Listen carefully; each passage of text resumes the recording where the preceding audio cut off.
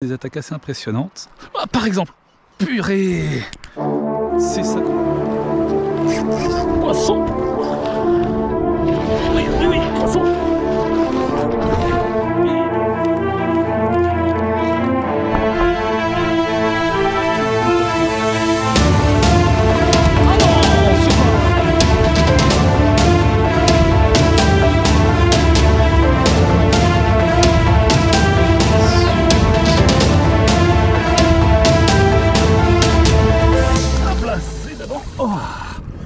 Oh, ça rentre juste dans l'épuisette, dis donc.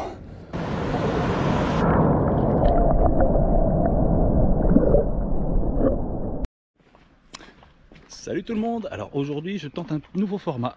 Ma femme m'a demandé d'aller chercher du pain. J'ai pris vite fait ma canne, mon sac, l'épuisette et on est parti pour une petite heure de pêche. Moi j'habite sur la Loue, sur la vallée. J'habite à Ornans, sur la vallée de la Loue. Et donc j'ai accès à quelques spots en pêchant à pied en ville. On va aller voir ce qu'on peut faire comme ça en à peu près une heure et demie de pêche et puis aller chercher du pain. Voilà,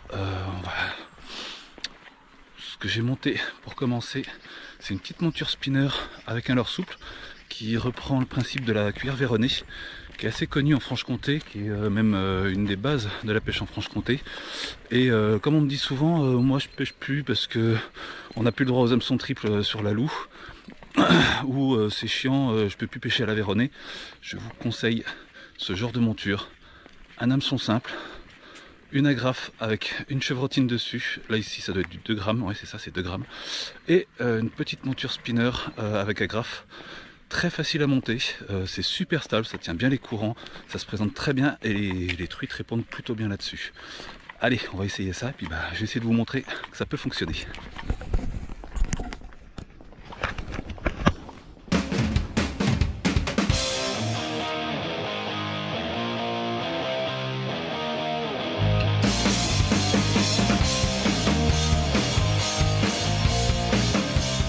Hop là. Donc là on arrive à la place Courbet.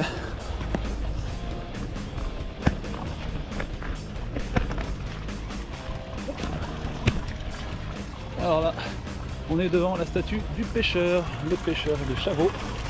On pêche donc à la fourchette, c'était la pêche traditionnelle du Chavaux à l'époque. Le Chavaux dont on faisait des fritures. Et oui, on pêchait pour manger à l'époque, hein. Et le Chavaux c'était une ressource abondante de petits poissons. Alors ça c'était pour les pêcheurs qui étaient les moins fortunés, bien sûr. Les plus fortunés avec des lignes, avec des cannes et puis aller pêcher la truite. D'ailleurs les pêcheurs à la fourchette ne se privaient pas pour faire quelques truites à l'occasion sous les trous, mais ça c'est une autre histoire parce que c'était pas vraiment légal, hein, même pas du tout.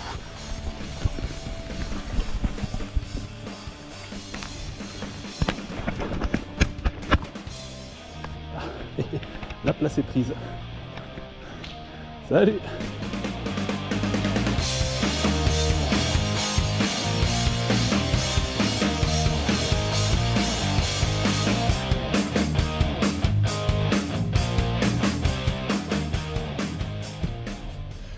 Donc comme vous pouvez le voir là, on est vraiment en ville, qu'on peut appeler du street fishing, comme je l'appelle. Pêcher la truite en ville, ça a un certain avantage, certains avantages, même plusieurs. Mais alors, on parlera pas du cadre parce que du coup, on est quand même mieux en pleine campagne, surtout dans des vallées comme on peut avoir ici, des vallées magnifiques. Mais par contre, comme les truites ont l'habitude de voir passer du monde, elles sont beaucoup moins méfiantes vis-à-vis de la présence du pêcheur, donc plus indulgentes au niveau des approches et compagnie, ce qui peut permettre de pêcher des poissons à vue parfois plus facilement, en particulier à la mouche ou au petit leurre souple, j'aime bien. Et alors du coup, hop là, on va essayer de changer de leurre, on va essayer de présenter autre chose. Je vais revenir sur un petit leurre souple, là on a le versachade. Versachade assez réaliste, je vais prendre un texan. Alors pour mes montages texans, des fois je m'amuse, assez simple, un leurre souple, un montage texan, je le monte sur une agrafe comme un leurre dur, tac, et ensuite là dessus je viens rajouter tac, la boîte est disponible. Un petit plan arlezais, enfin petit ou gros selon les grammages qu'on souhaite. Là je dois avoir du 3 grammes. Petit plan arlezais, petit plan poire que je viens fixer directement sur mon agrafe en dessous de mon shad. Et ainsi ça me fait un petit montage de type Tokyo Rig plombé en dessous, ce qui fait que le plomb va gratter gentiment le fond et surtout s'accrocher très peu, et le leurre sera libre au dessus et va bien bouger. Donc on pense bien à piquer le leurre souple, et là je suis sur un montage texan qui va pas s'accrocher et je vais pouvoir pêcher vraiment tranquillement. Là on est pas mal du tout. Je vais pouvoir gratter le fond soigneusement. Et ça, les truites, quand on gratte le fond, bah, sont déjà beaucoup moins méfiantes vis-à-vis du montage, vis-à-vis de la ligne qui peut dériver, des fois embêter les poissons. Une fois que c'est présenté au fond, c'est beaucoup moins gênant. Alors que passer une ligne entre deux os, c'est déjà beaucoup plus visible pour le poisson.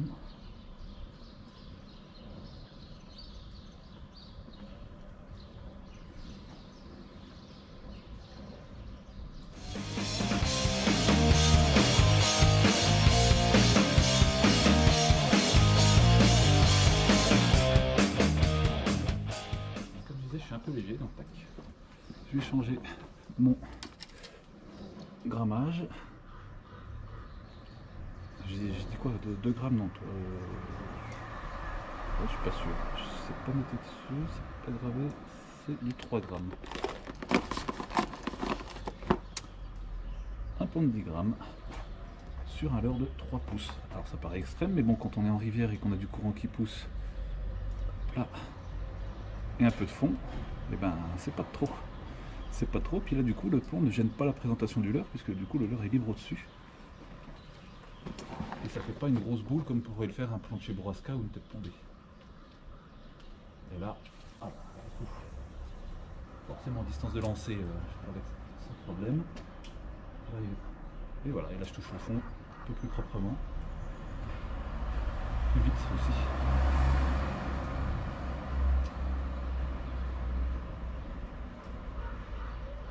C'est intéressant pour pouvoir traverser les veines de courant et pouvoir aller chercher le poisson là où il se cache, c'est-à-dire sous les petites pierres qu'elles peuvent trouver au fond.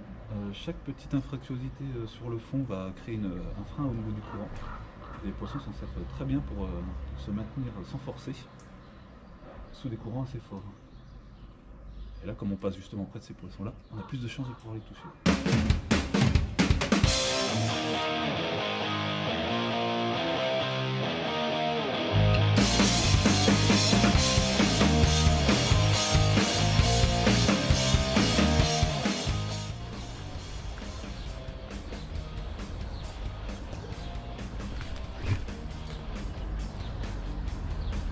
Elle est où? Zut, zut, zut. Zut, zut, zut. Je l'ai raté, je l'ai bien raté.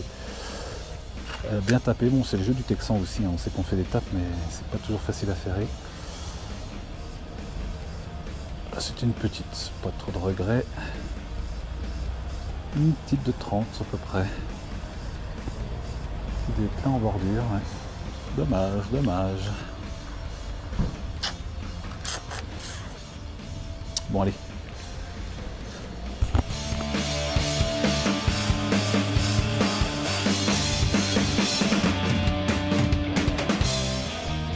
Cacher le monde, pour essayer d'approcher plus discrètement.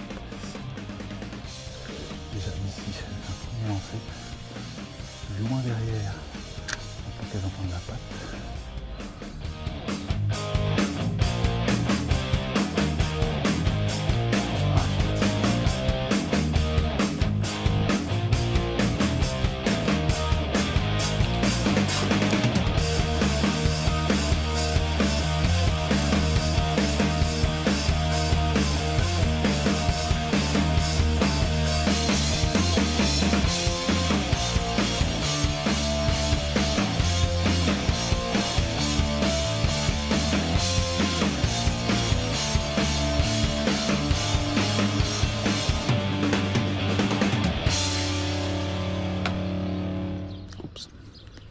Oups, oups, oups, c'est dommage, dommage, dommage.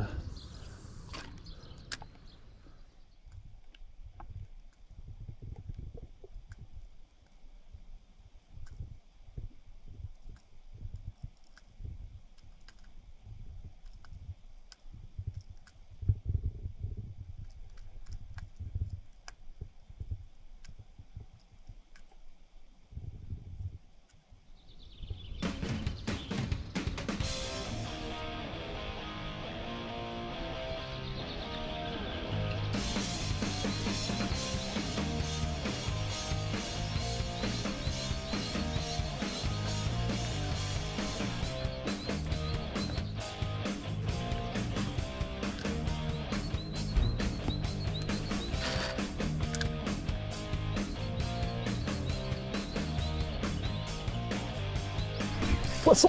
Oh, elle est belle! Oh, elle est belle! On garde bien l'attention. On en avale. Oh, elle est belle! Oh, elle est belle!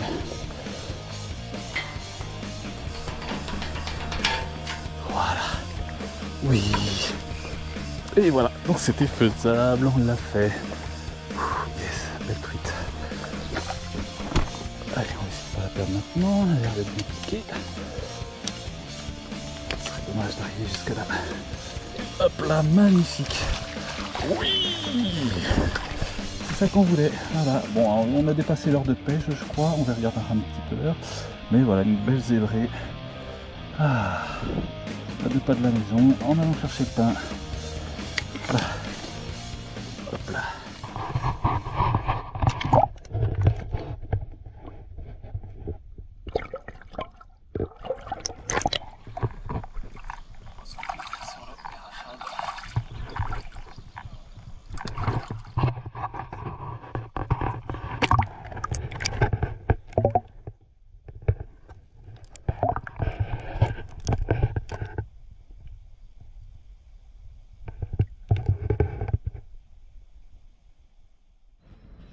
Bon, bah voilà, c'est fait.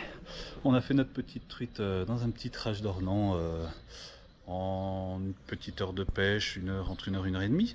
Bah, ça fait plaisir, c'était un joli poisson. Ça n'a pas été simple hein, parce qu'on a vu quelques poissons, mais ils étaient beaucoup suiveurs et pas beaucoup mordeurs. Et bah, du coup, finalement, à force d'insister sur du leurre souple, alors je l'ai prise en texan au fond, 10 grammes sur 3 pouces. Ce petit montage là, Tokyo Rig, là, moi je vous le conseille pour la truite, ça fonctionne plutôt bien. Surtout si vous aimez pas les hameçons simples sans ardillon, et ben ça peut vous réconcilier avec ça. Bon bah moi je vais me rentrer gentiment hein, ce coup-ci, puis je vais ramener le pain comme ça, tout le monde sera content.